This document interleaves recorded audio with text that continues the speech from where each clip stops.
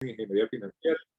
Está ahorita con un candidato a doctor en economía y finanzas por la UPB y candidato en doctor en ciencias económicas y empresariales por la UGRAM.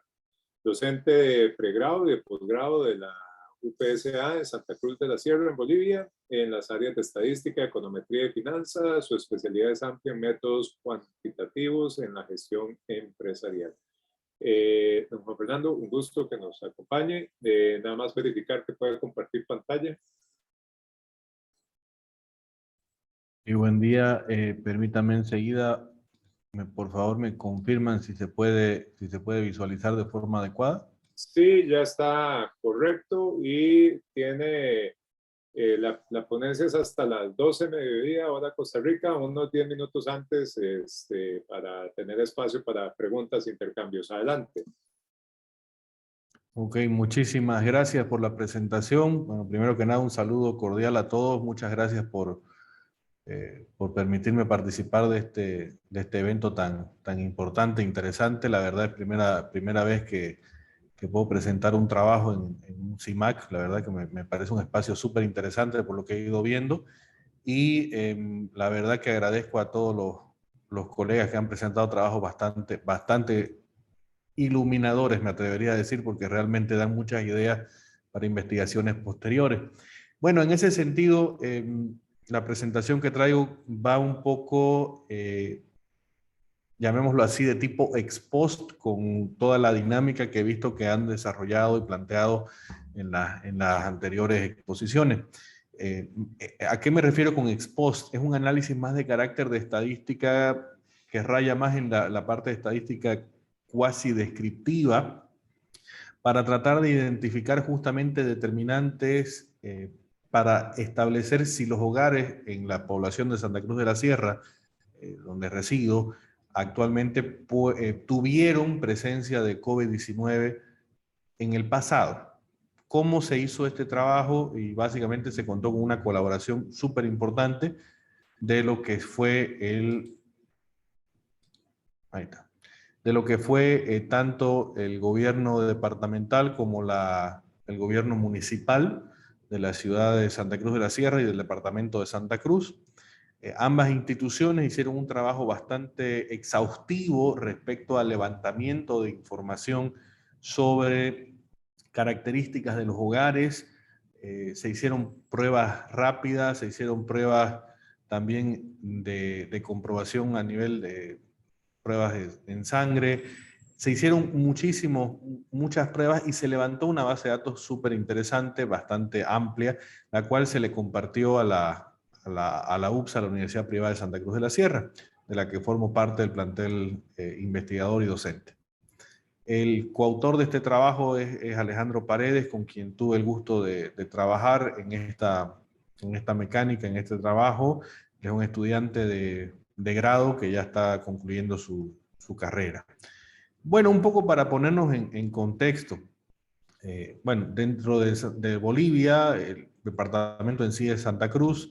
En Santa Cruz específicamente, el área es la provincia Andrés Ibáñez, y dentro de la provincia Andrés Ibáñez tenemos lo que es la ciudad propiamente Santa Cruz de la Sierra, que es la capital del departamento, un poco para que tengan también una visión genérica de la importancia de la ciudad en sí.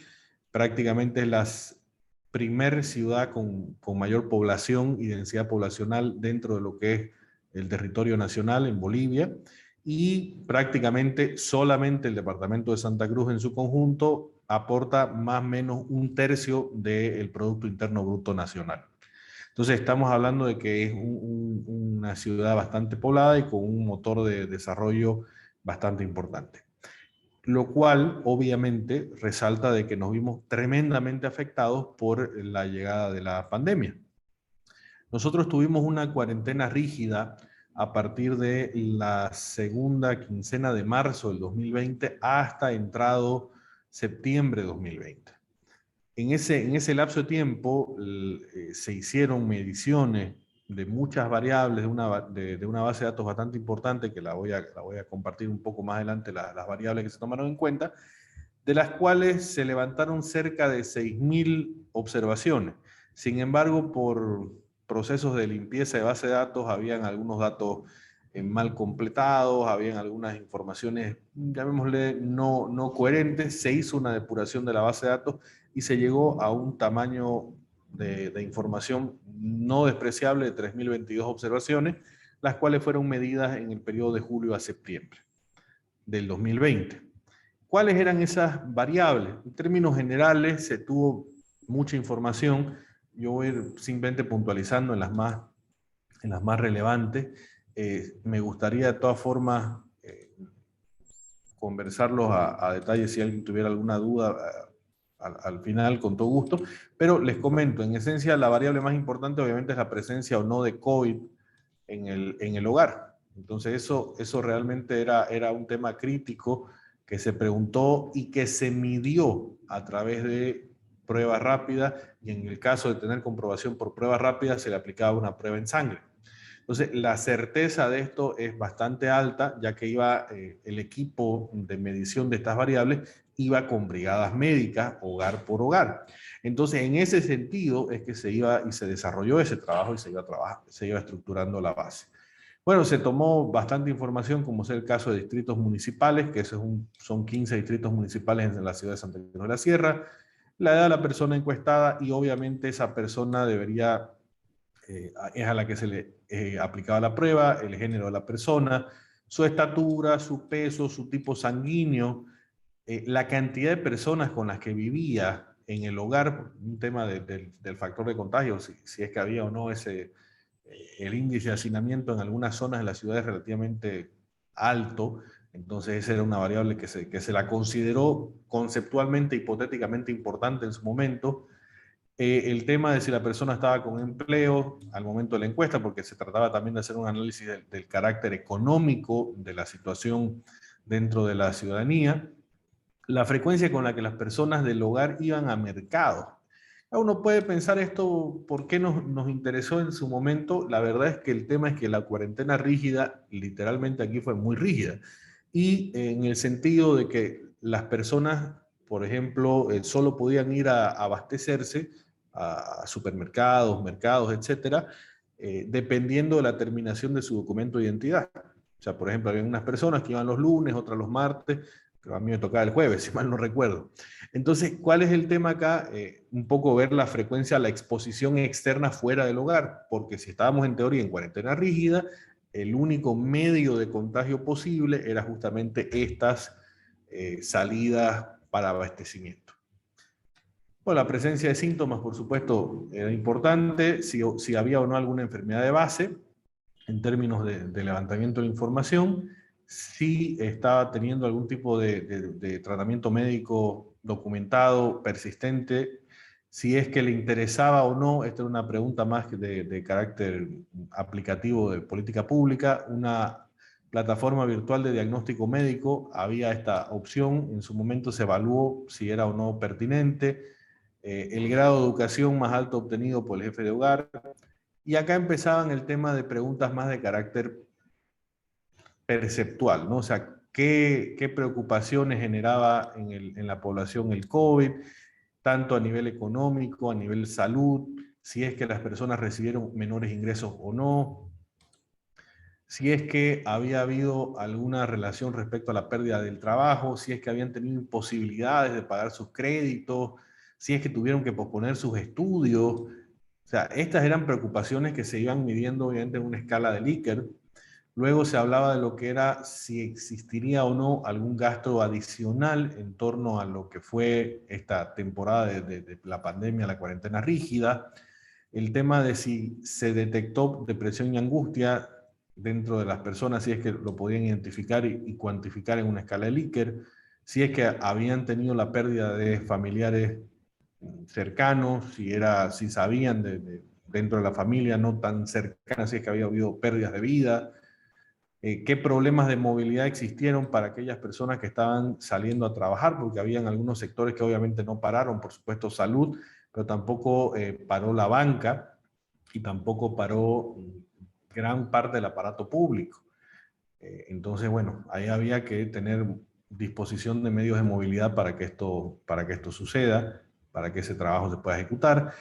Bueno, el tema de los créditos, si es que había recibido ayuda de algún tipo llámese del gobierno nacional, que hubieron bonos que fueron entregados a personas sin trabajo reconocido, si había recibido ayuda del gobierno departamental, o el gobierno municipal entregaba bolsas de comida, por ejemplo, ayuda de privados. Esto fue una variable, la verdad que yo al inicio no tenía mucha expectativa respecto a esto, pero realmente resultó ser una de las variables con mayor poder predictivo, como lo vamos a ver un poquito más adelante. Y si había recibido ayuda de alguna organización social, ¿no? O sea, alguna junta vecinal, algún grupo del barrio que se había puesto de acuerdo para apoyar a algunas personas con menos posibilidades o en edad avanzada que no estaban en capacidad de abastecerse por sí mismas, ¿no? Bueno, en ese sentido también habíamos medido sobre temas de percepciones, también medidas como escala de Likert. En términos generales, lo que se midieron fueron 36 variables, de las cuales tenemos prácticamente 19 nominales con opciones abiertas de respuesta, 11 dicotómicas, lo cual nos hace un total de 30 variables, llamémoslas así, no numéricas, y una variable ordinal, lo cual nos darían 31 variables de tipo cualitativo y 5 variables de escala. ¿Ok? Entonces, el total, como les decía, se hicieron una medición de 36 variables y se aplicó bastantes análisis estadísticos sobre esa base de 3022 hogares que fueron encontrados con presencia de COVID-19 en lo que era nuestra ciudad. Algunas de las variables que se mencionaron, la verdad no quisiera prolongar mucho la exposición, simplemente mencionar algunas de las que nos llamaron la atención en su momento consolidando el estudio. ¿Qué tan disperso era el nivel de contagios por distritos municipales? Acá estamos viendo los 12 principales por la frecuencia poblacional.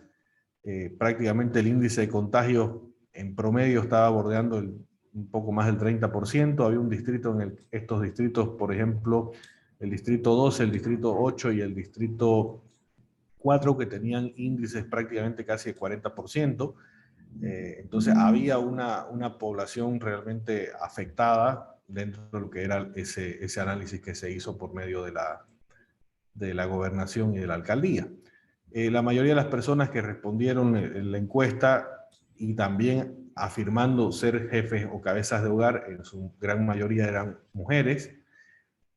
Un cuestionamiento que tuvimos hacia la información es que muchísimas personas no reportaban y no conocían su grupo sanguíneo. Obviamente acá se concentró mucho en algunos casos, por lo cual esta variable fue descartada del análisis. Y el nivel de educación, la mayoría de las personas que fueron encuestadas, el jefe de hogar tenía una educación máxima de bachillerato. Es decir, no había ni siquiera ingresado a un ciclo universitario. O sea, ese fue un poco el tema que se evaluó, que se analizó dentro de este análisis. Ahora, simplemente como comentario, los niveles más altos de contagio en promedio estaban en personas que tenían solamente el grado de primaria. Luego estaban las personas sin ningún tipo de educación. Acá teníamos 35% en las personas bachilleres y 35% en personas con grado universitario o con estudios universitarios en curso. ¿Okay? Bueno, también mirando esos números, pareciera que tampoco es una variable demasiado relevante por la significancia estadística que se podría analizar en esa diferencia de porcentaje. Luego conversamos sobre cuáles eran los niveles de preocupación, cuáles eran los niveles asociados a esa dinámica en torno a esa escala de Likert. Por ejemplo, la preocupación sobre el impacto a la economía era bastante alto. Si la escala de Likert era de 1 a 5, el promedio estaba en 4. O sea, realmente, tanto en economía como en salud, fueron dos variantes importantes que pudimos apreciar en ese análisis. Ahora, no tanto fue el impacto cuando se preguntaba si habían disminuido los ingresos, pese a que la moda está en 4, está acá, el promedio está en 3.4. La pérdida del trabajo no fue tan alta como esperábamos, la verdad que se esperó que el impacto iba a ser un poco mayor, debo admitirlo. Necesidad de préstamo también fue más o menos coherente con este valor cercano de lo que era la pérdida del trabajo. Posponer los estudios también está en el mismo orden. Los gastos extraordinarios por salud, esto es relativamente uniforme, no hubo una visión muy clara. Depresión y angustia, la verdad es que no fue tanto el grupo de personas que admitió haberla sufrido, el promedio fue 3.1, la verdad es que pensamos que iba a ser un poquito más alto, y por suerte también la pérdida de un ser querido quedó relativamente con un valor bajo. Luego estaba en el tema de las percepciones, por ejemplo, la percepción sobre el COVID, cómo veía la percepción a futuro sobre esto.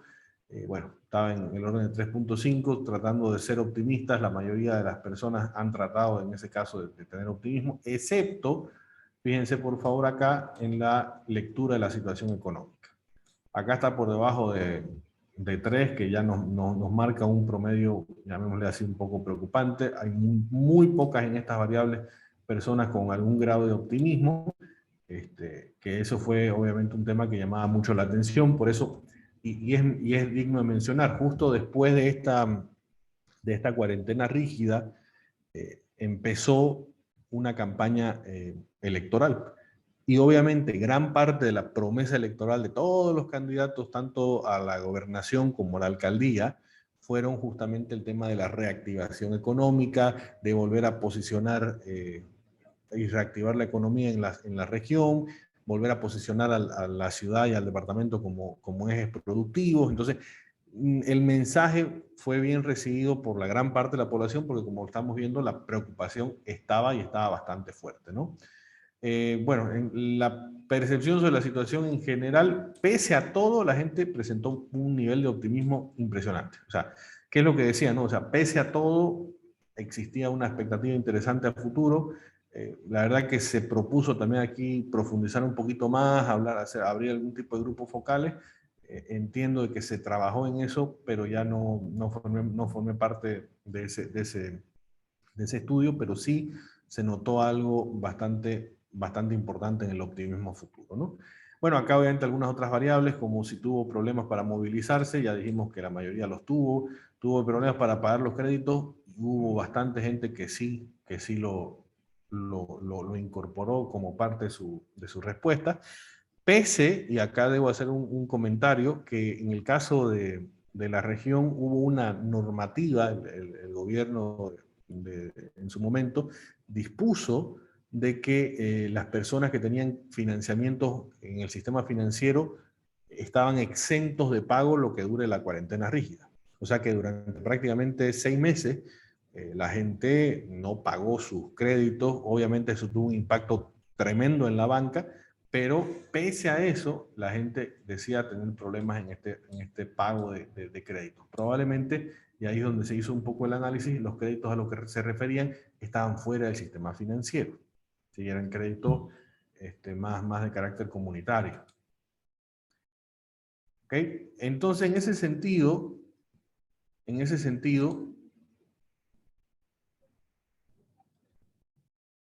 se planteó un modelo de clasificación. Sí, el clásico modelo de curva logística, el modelo Logic, donde básicamente tratamos de identificar cuál sería la función característica que nos encerraría en ese esquema de poder entender de mejor manera la probabilidad de que hubiese existido COVID en el hogar.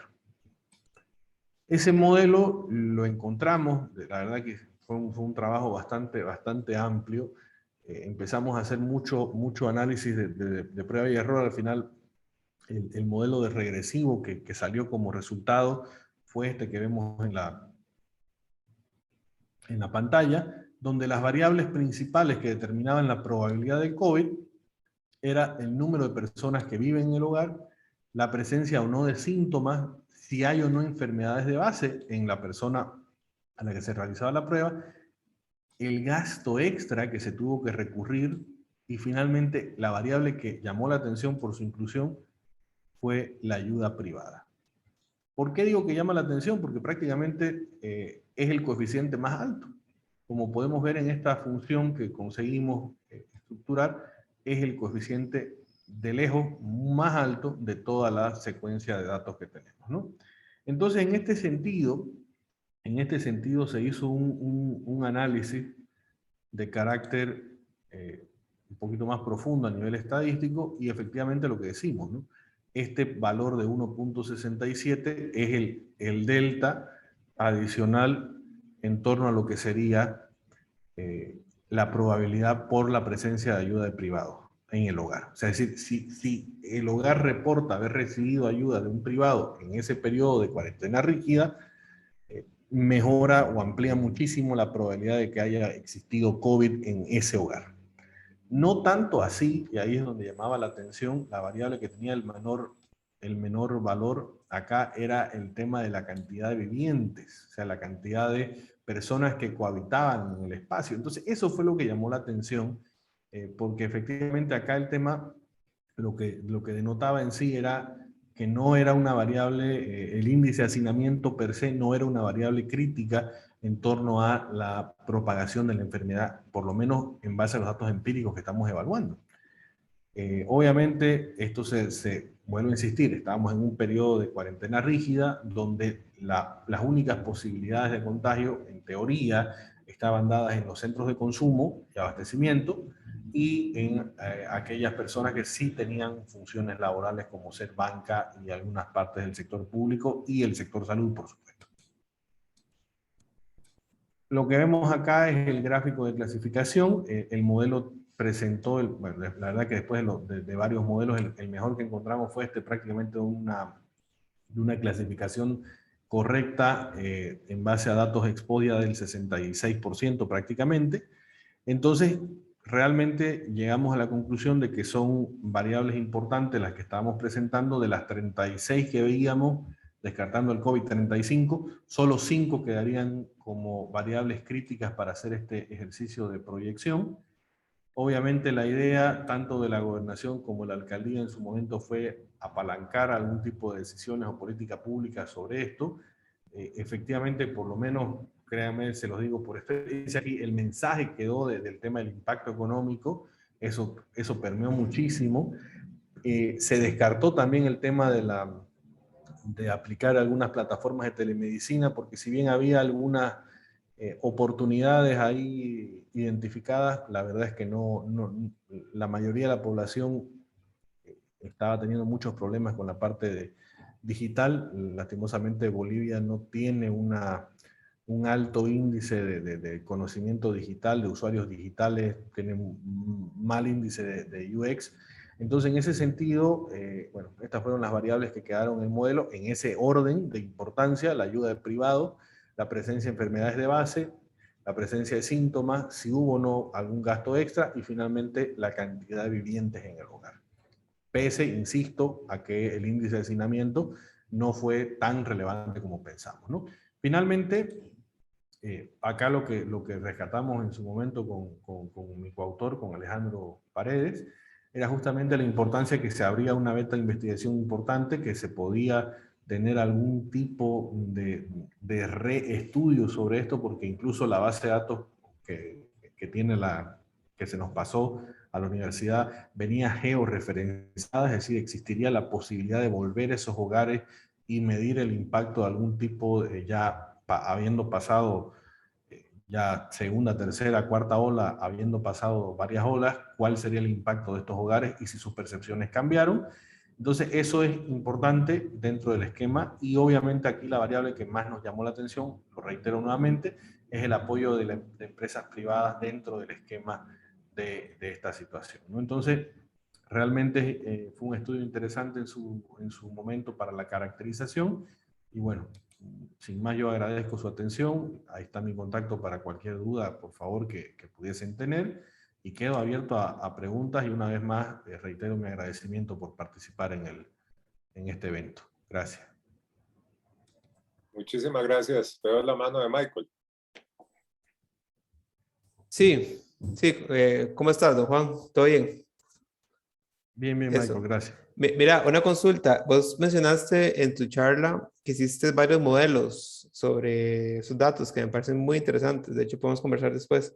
¿Qué usaron? O sea, aparte de la logística, ¿usaron algo más? Es decir, por ejemplo, máquina de soporte vectorial, algún tipo de otra técnica, o se quedaron como logística, o cuál fue como la mecánica.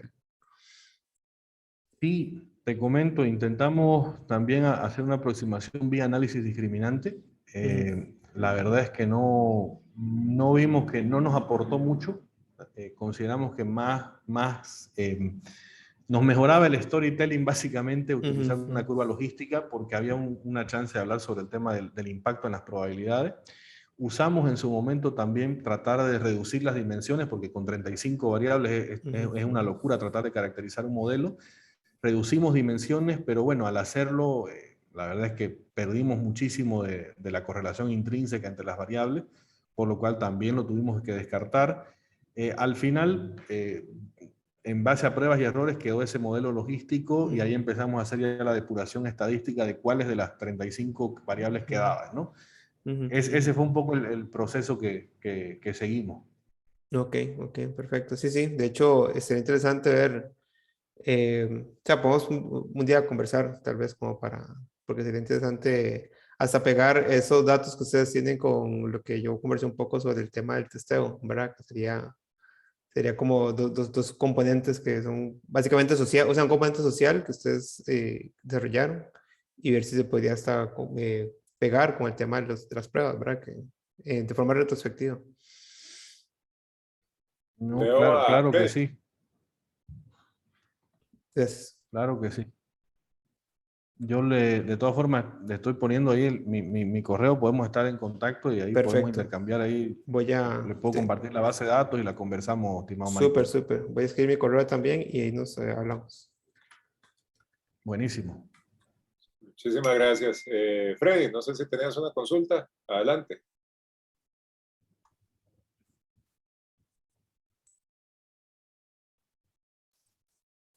No sé si nos copia.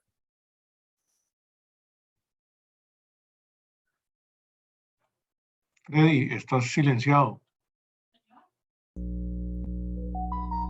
Perdón, no sé si es mi chance ya de preguntar, es que Sí, tuve sí, un problemita aquí. adelante. Gracias, Agustín. Disculpen, es que como que estoy aquí en la U y como que hubo un problemita ahorita con la conectividad, pero ya creo que ya se resolvió. No, pues mi curiosidad no va tanto en la línea de modelación, Juan, no tanto en la línea de modelos, ni tanto de la analítica de los datos. Fíjate que mi pregunta es, porque es que me llama bastante la atención lo que arrojan los números. Sinceramente me sorprende bastante, porque es que no puedo evitar pensar, ok, es decir, por ejemplo, al querer automatizar este tipo de procesos, ¿verdad? Aplicando las ideas que ustedes han implementado, por ejemplo, considerando también los elementos que mencionaba Michael, de repente hay varios elementos interesantes al momento de automatizar estos procesos, pero no puedo evitar tener la sensación de que me parece que hay detalles como más humanos que una inteligencia artificial podría obviar si aplicamos así como que muy crudamente los números, ¿verdad? Y los indicadores.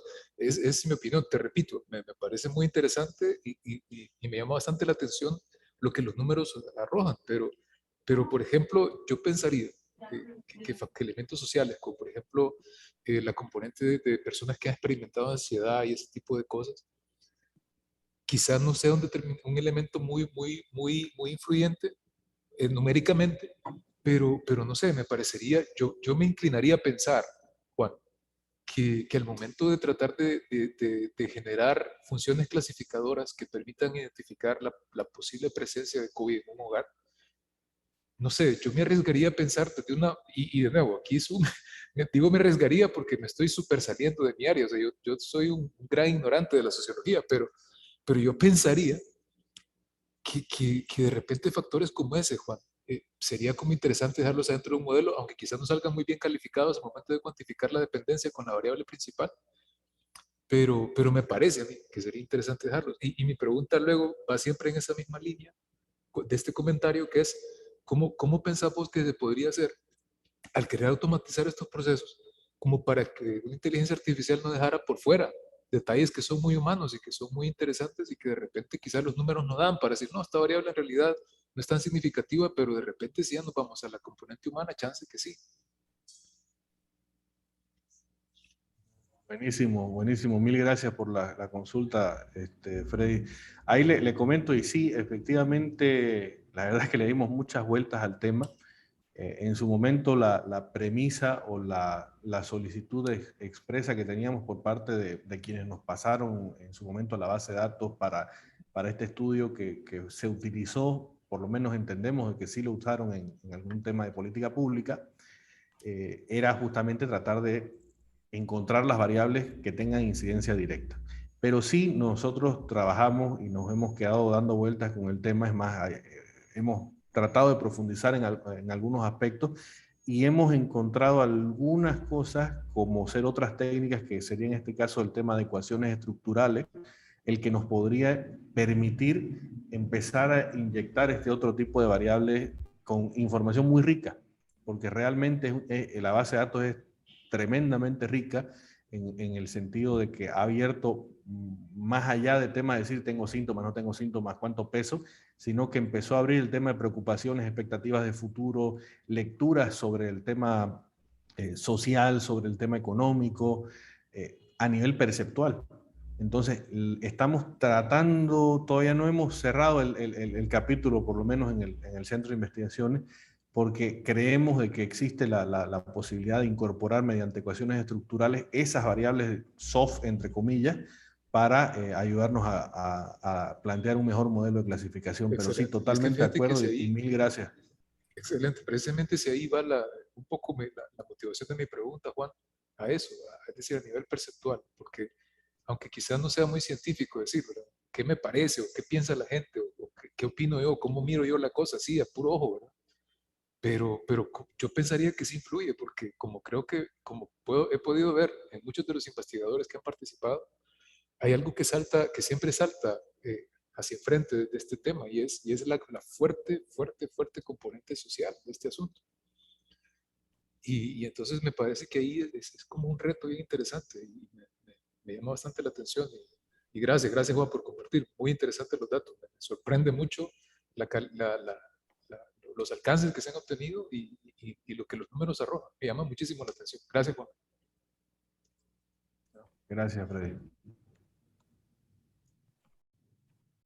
Muchísimas gracias. No sé si habrá alguna otra consulta o comentario. Si no, creo que podríamos dar por cerrado esto. Nos quedan unos 5 minutos para cumplir con la agenda, pero de nuevo, ¿alguna duda, consulta, comentario? Si no hubiese consultas a Juan Fernando, si me permitís, Agustín. Sí, adelante.